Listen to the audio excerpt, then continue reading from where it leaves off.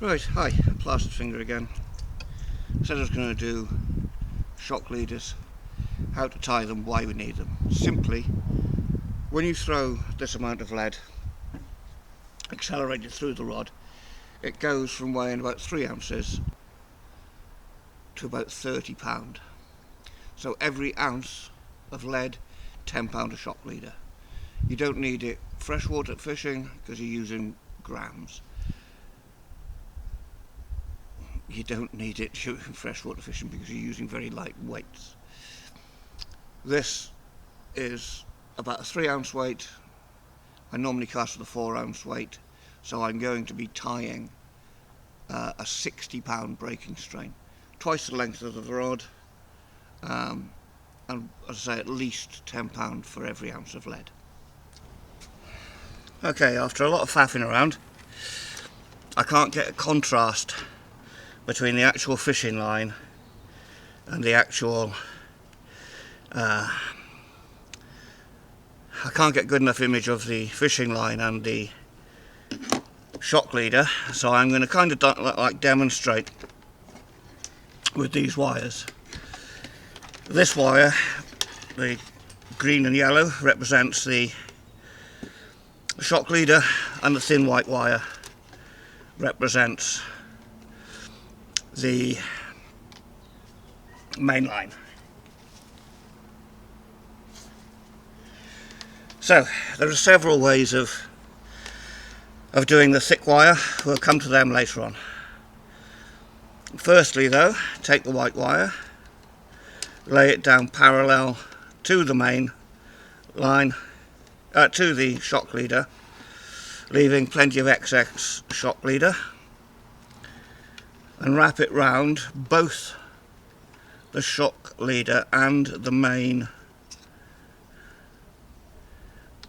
line several times. So you can see I've done a couple of times there. You may find that you need to move the loop over as you put more winds in.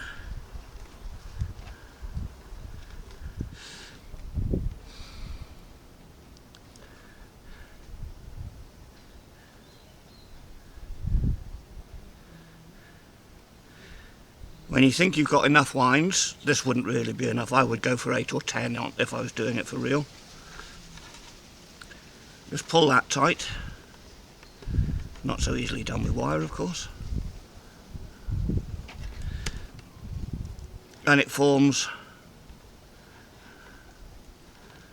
a little knot on itself like that. Now if as I say, you've got 10 or 12 twists there, you get a much better grip on here. Then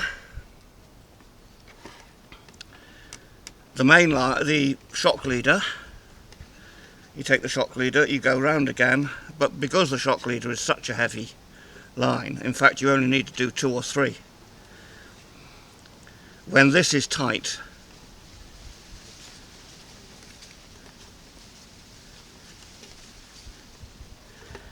it can't run over that little knot you've made there. So even with this, I can pull these together like that, and they just get tighter and tighter and tighter against each other, even though that way they'll come apart. That's essentially how to tie a shock leader on. I don't like having a big knot like that coming in through the eyes and potentially damage and sitting on the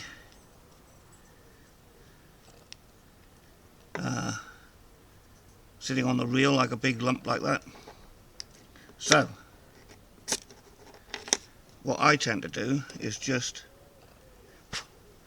melt the end down a bit. Don't forget to let it cool.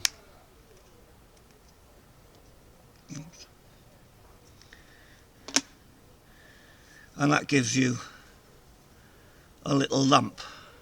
Not a great big knot, just a little lump. Then again, we take the run in the main line,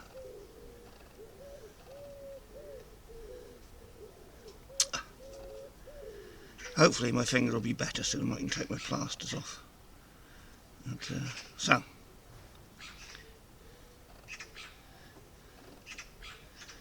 make the loop run 1,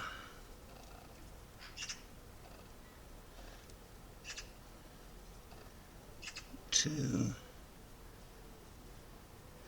3, 4, 5, 6, 7, 8, 9, 10. Pull that nice and tight, nice and steady from both ends.